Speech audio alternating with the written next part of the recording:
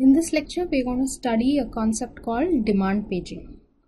So what is demand paging? Note that in modern complex systems, the main memory is not always enough to store all the pages of all the active processes, right? Because every process might have a large address space, it might have a large number of pages, and not all of them may fit into the limited main memory of a system. In such cases, the operating system uses part of a secondary storage device like the disk. So part of the disk is earmarked as swap space in order to back up some of the pages of processes that do not fit in memory, that are not actively being used. Note that if a page is being used, if the CPU is issuing load and store instructions, then that page has to be in memory. But a page that is not currently being run on the CPU, a page that the CPU is not currently executing, those pages can be stored away into the disk as part of the swap space, right? So for example, you can see here is process 0. It has 3 pages, right? There is page 0, which the CPU's some instruction on this or data on this the CPU is currently accessing, therefore it is in main memory. And this process also has page 1 and page 2, which it hasn't used in a while, therefore these can be stored in disk. And when the CPU requests for them, they will come back into main memory, right? So this is what is called the concept of demand paging. Physical memory is allocated on demand, only when needed, only when that page is actively being used, right? So here we'd like to introduce a new term called as a page fault. So if you recollect, we've seen that there's something called the present bit in the page table entry. This indicates if the page is currently residing in main memory or if it is swapped out to the disk, right? So when translating from the physical address, from virtual address to physical address, the MMU first reads the present bit. And if the page is present in memory, okay, well and good. The MMU will go ahead, return the physical address, the CPU will access the location. But if the page is not currently in memory, then the MMU cannot go and read the disk, right? So then what will the MMU do? It will raise a trap to the operating system saying the CPU wants to access this particular page, but it is not in memory, so please do something. And this trap is what is called a page fault.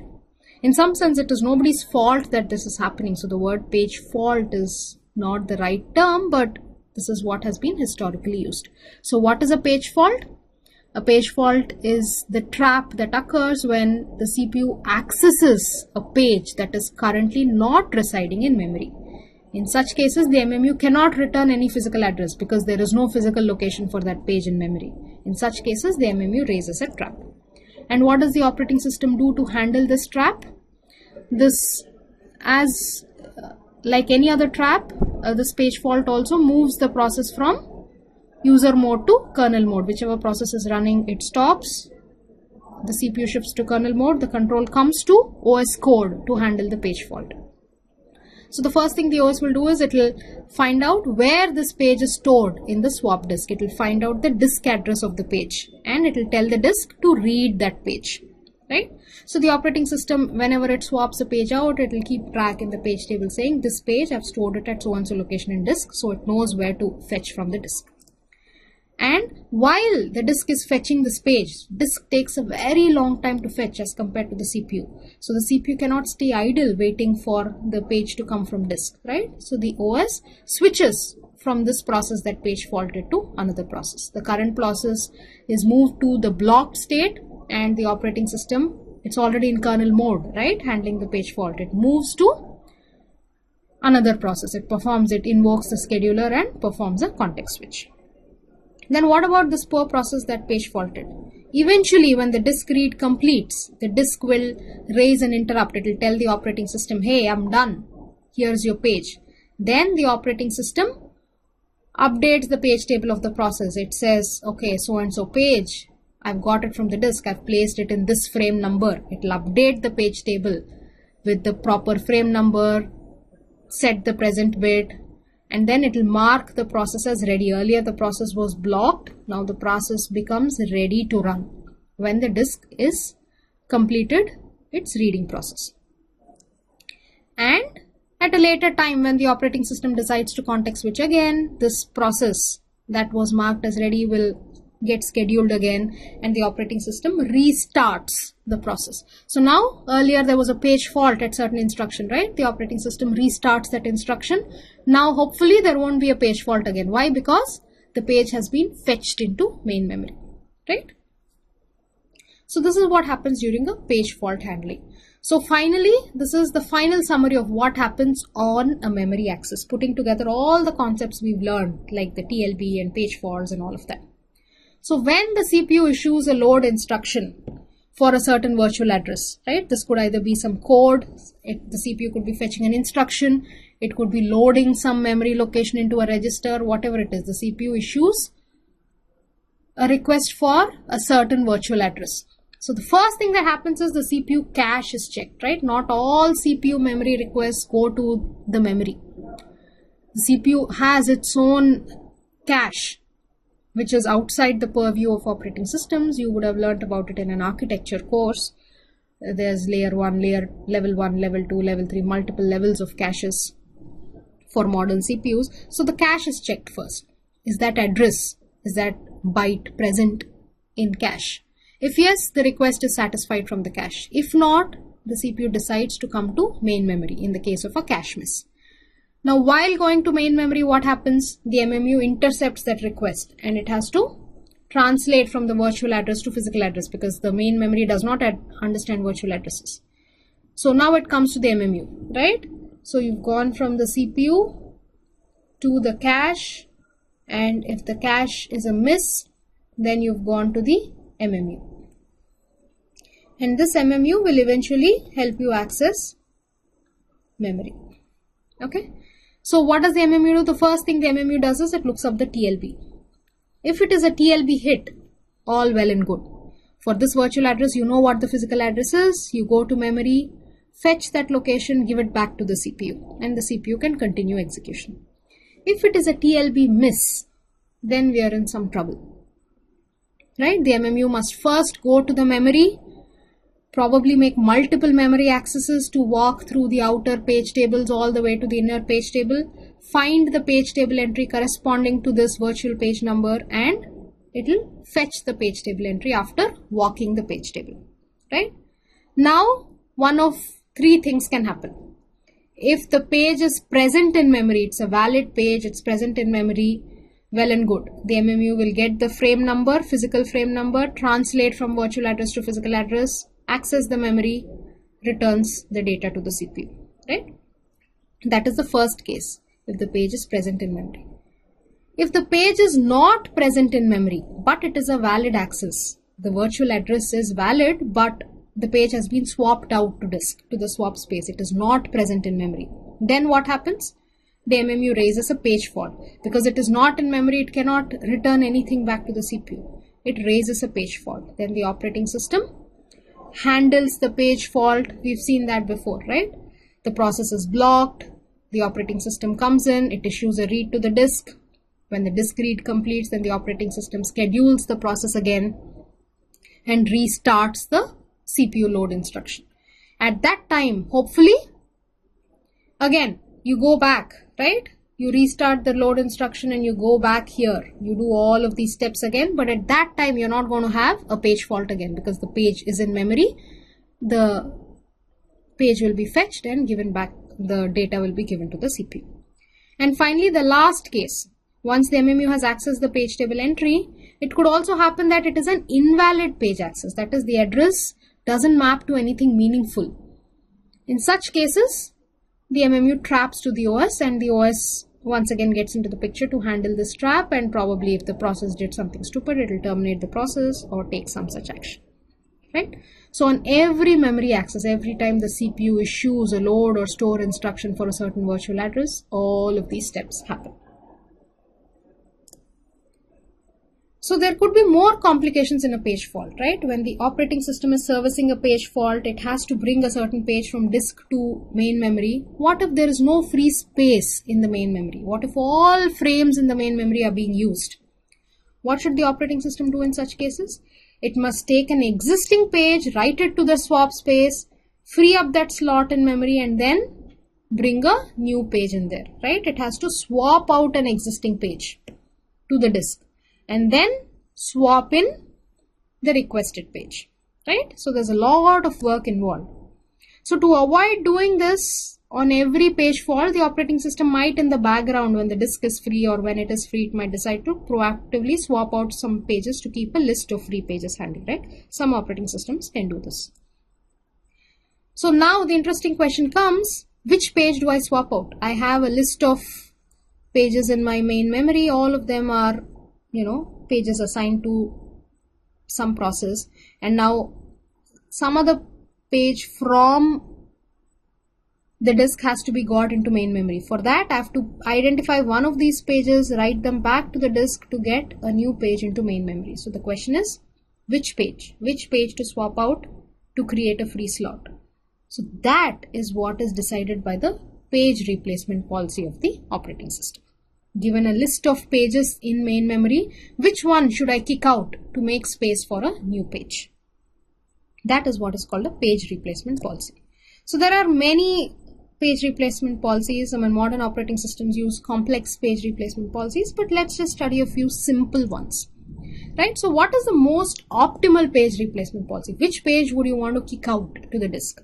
Ideally, you'd want to kick out a page that is not going to be needed for the longest time in the future. But of course, this is not practical, right? How do you know what pages are going to be accessed in the future? We cannot predict the future. Therefore, the optimal policy is just something that, we can sort of theoretically calculate, but it's not something that can be practically implemented. A very simple policy that you can easily implement is the FIFO policy, first in, first out. You remember when each page was brought into memory, and when your memory is filled, kick out the page that was brought into memory the earliest, right? The first page that was gotten goes out. But of course, this may not be a very good policy, because the page that you're throwing out may in fact be a very popular page, and you might again immediately want to access that, and you might page fault again for it. So the page that you're pushing out to the disk should ideally be a page that you won't use very often, so that you won't incur many page faults. So a common policy that is used in most modern operating systems is something called least recently used or least frequently used, right? Some variant of this is used in operating systems. What does this policy say? Replace the page that was least recently used in the past, with the hope that something that was not used very much in the past will not be used very much in the future. Therefore, it is okay to push it out. Right, so now we are going to just run through a simple example to understand these policies. Let's start with the simple optimum policy, the optimal policy. Consider a simple process that has 4 pages, pages 0, 1, 2, 3, and you only have 3 frames in physical memory. Right, so not all 4 pages can be accommodated in physical memory. Sometimes you might have to push one of the pages out to the disk in order to get a new page in, right?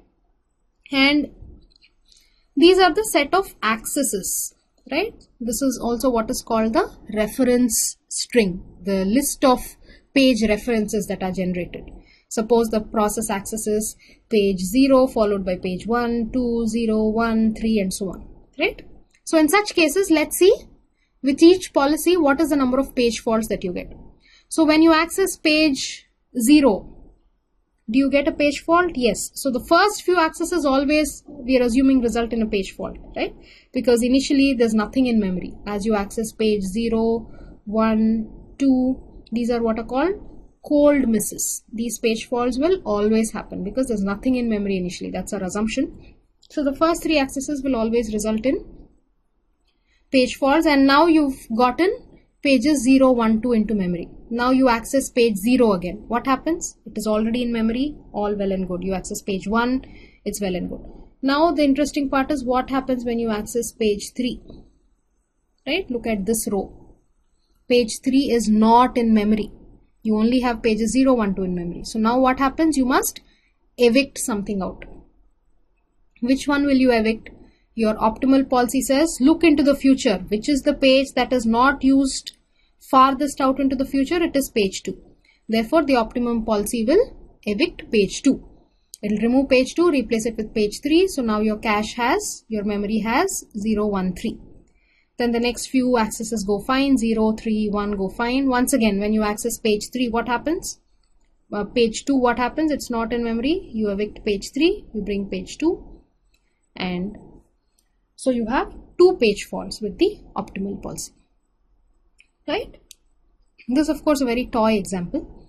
So what happens with FIFO, first in, first out? Usually this does worse than the optimal policy, and there's something called Beledi's anomaly that says sometimes as you give more pages, the performance of FIFO might get worse, right? Because the pattern, the first page that you're evicting, might somehow be a popular page, right? So let's run through the previous example for FIFO. What happens? The first few pages, there's a page fault for 0, 1, 2, and after accessing these pages, your list has 0, 1, 2 in memory. So now the first page fault happens here when you access page 3. Which page will you evict? We've seen the optimal policy evicted page 2, but FIFO will evict page 0. Why? Because that was the one that came into memory first, right? So FIFO evicts page 0. But what happens? Immediately again there's a page fault. Why? Because immediately the next page, unfortunately the next page used is 0. So again there's a page fault. Now what happens? You evict 1. Then again a few accesses later, you're once again accessing page 1. There's again a page fault. Now what is the oldest page among the pages you have? It is page 2. Therefore you evict page 2.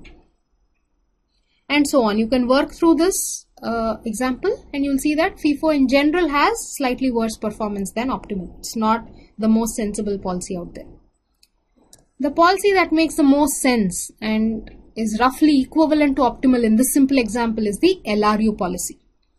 So here is your list of least recently used pages. By the time you come here to this page fault, if you look at the past accesses 1, 0, 2, right? 1 and 0 were more recently accessed and 2 was least recently used. Therefore, you decide to evict page 2.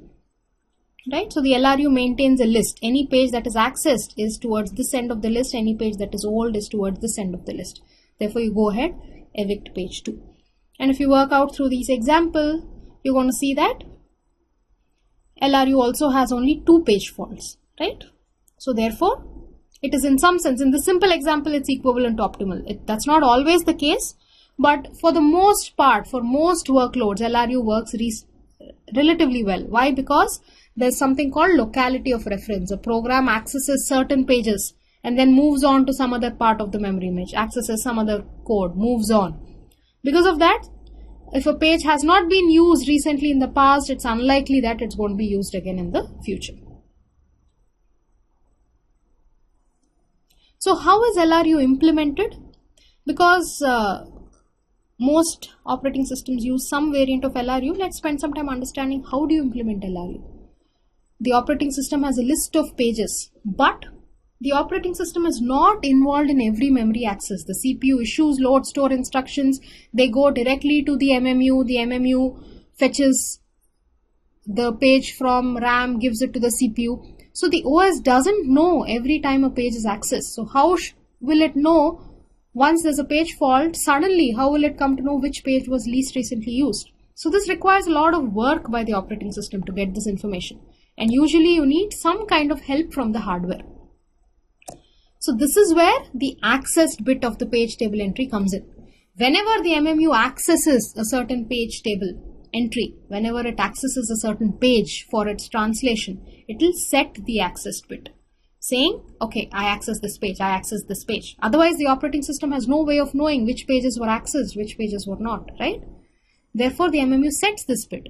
And periodically, the operating system looks at this access bits of all pages to estimate, okay, in the past so much duration, a lot of these pages were accessed and these pages were not accessed. Therefore, it can classify pages into some hot and cold pages or active and inactive pages, and when a page fault occurs, when it needs pages, it can try to kick out pages that haven't been accessed recently. And also the most operating systems also look at the dirty bit. If a page is modified recently, then using that page would require writing to disk again. So the operating system tries to pick pages that have not been accessed and have not been modified, right?